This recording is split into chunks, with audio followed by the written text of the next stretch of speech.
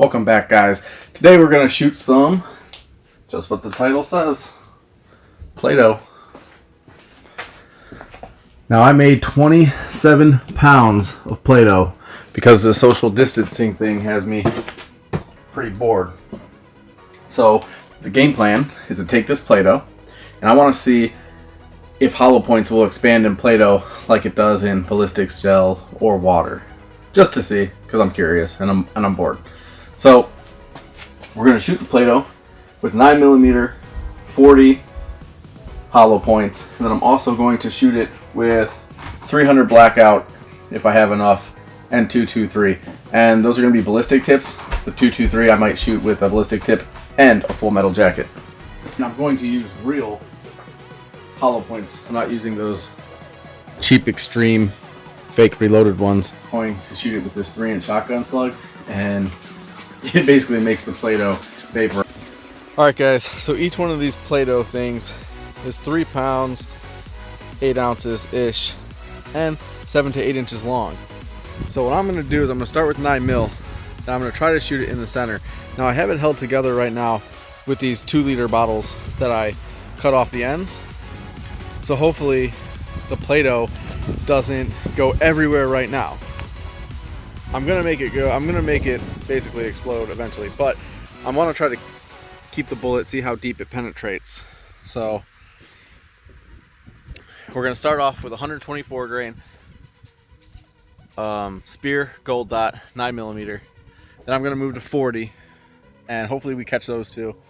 And if we don't catch those two, I'm just gonna jump to 300 blackout and 223 and see what they do. But with any luck, if I can shoot straight, we'll be able to catch and maybe take some of these apart. Hit the 124 grain gold dot hollow point versus Play-Doh.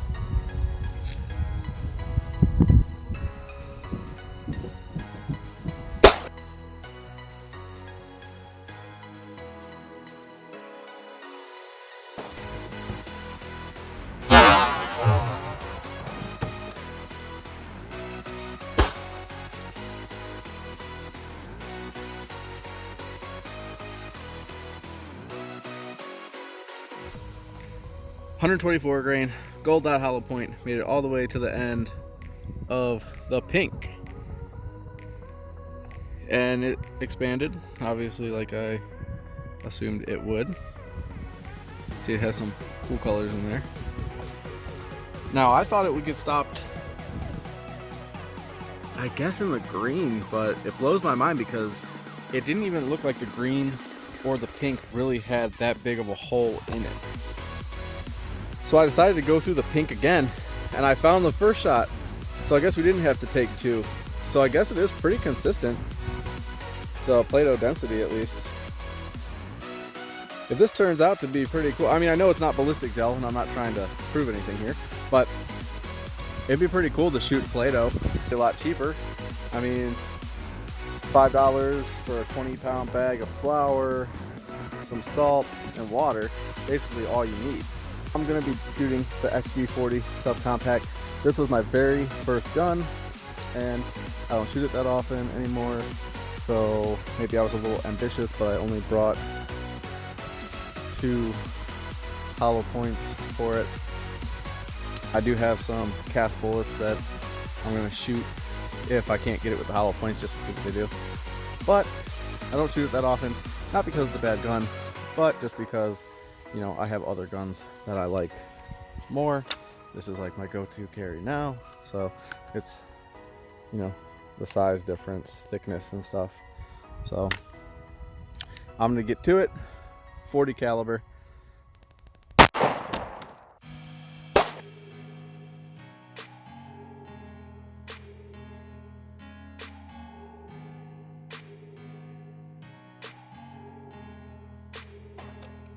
Out the end, I forgot to tell you guys, I added an extra, I guess we'll call it a block of Play-Doh, because whether people believe it or not, 40 calibers are more powerful.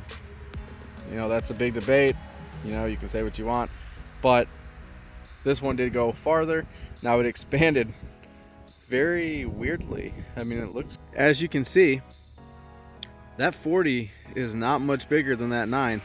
I can mic it when I get home, but that's probably where the 9mm people are like, is the 40 really worth it? You have to remember though, it's not the same kind of bullet. I'm pretty sure if this was a bonded 40 caliber bullet, like this jacket is bonded to that lead. If it was bonded, it would probably be a little bit wider. Now it's time to shoot the AR pistol with a 223 ballistic tip. Now I know it's a pistol and it has a short barrel, so it's not going to have the velocity of some of the, you know, bigger barrels like a 16 inch or a 20, 18, whatever. But we're going to see what it does. 223 versus 300 blackout.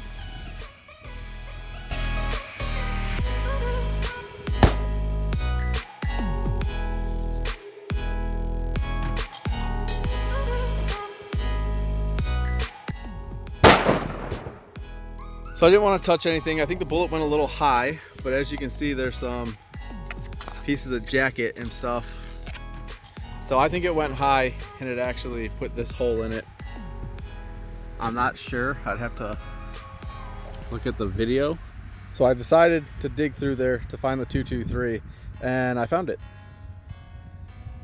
It did not penetrate as far as a 9mm and I didn't expect it to. When these things hit any type of fleshy barrier, they just basically disintegrate. I'm actually surprised we found this much of the jacket and the core together, because normally if I shoot a milk jug with this, there's just little pieces.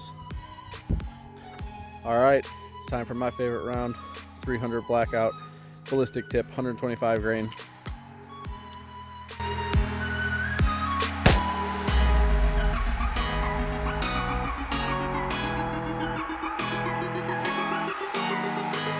So I couldn't find the 300 blackout, but what I did was I morphed all the little cylinders into a cube and I have them all out now.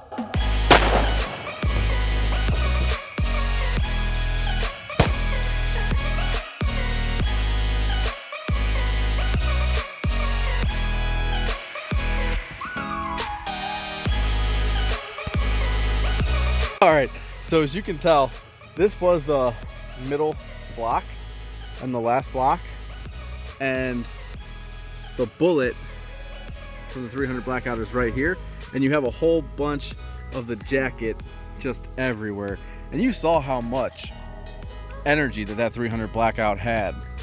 Each one of these things are 3.7 to 3.8 pounds, somewhere in there, and look at that. Look at how far away they are.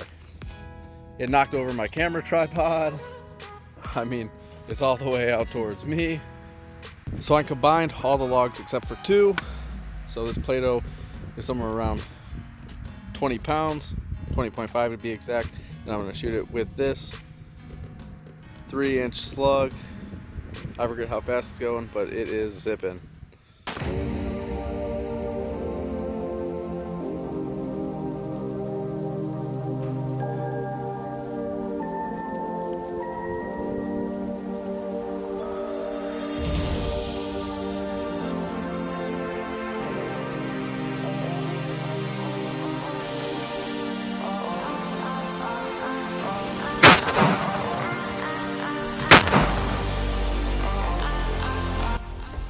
You can see I cleaned up the range pretty nicely. So anyways, here's what we have. 40, 9mm, 9mm, 300 blackout, and 223. I couldn't catch the shotgun. It's just too powerful, so, but I think it was pretty good results. And if we learned anything from today, I would say that use Play-Doh as a ballistic gel. So I'm back from the range and I just want to weigh these bullets for you guys just to show you how much mass they retained. Just first, they were 124 grains and they're still 124 grain. Well, that one is. It's 124.4. That one's 124. So it looks like they retained all their mass. This was the 40, 155 grain. And it is 142.9. And I did see it lost some of its jacket and stuff like that. This is the 223. This was a 55 grain ballistic tip. And that is 31.5 now. And then this is the 300 blackout. And this was not 125 grain. This was 110 grain VMAX. So that one is 78.8. So the rifle rounds and the 40 lost a little bit, but the 40 didn't have a bonded jacket. And as you can see, I cleaned up all the Play-Doh off of these. So 223, 300 blackout. If you want to do it in millimeters, this is the 9mm, and it opened up to 15.26.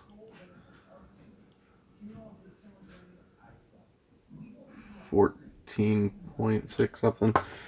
40 caliber.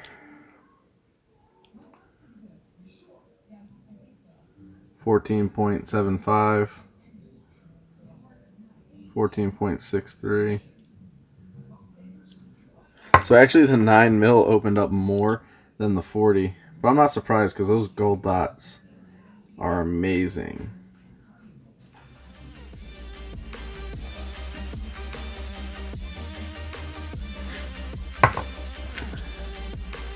And then, you know, if you measure the 300 blackout from right there, it's 13.19.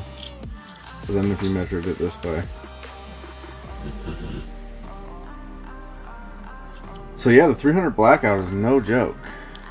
And then obviously the 223. So we are out.